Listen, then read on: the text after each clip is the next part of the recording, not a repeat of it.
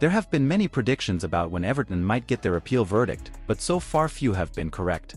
Alan Myers first announced an announcement in mid-February, at the beginning of the month, but complications clearly derailed that plan. The Premier League, as an institution that delayed the proposed takeover of 777 partners for almost 5 months, is clearly not afraid to make a club wait for a big decision. However, this situation is proving to be harmful, and with each passing day, the clubs in the relegation zone are becoming more and more paralyzed. Fortunately, it looks like they're getting closer to some decision-making, with the aforementioned acquisition reportedly coming to an end. And now, Myers has updated his previous prediction with a new opinion-based prediction. Alan Myers predicts Everton's appeal verdict. As one of the most respected and trusted journalists associated with Everton, what Myers says often goes. And while his previous suggestion seems a little off, barring an announcement later in the week, there's hope that his new one will prove correct. After all, it would be nice to have any result at this point just to promote some sort of stability from that point forward.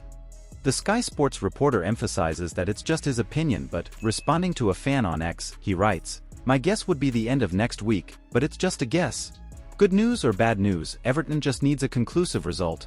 Regardless of the result, at this point Everton just needs a decision to be made.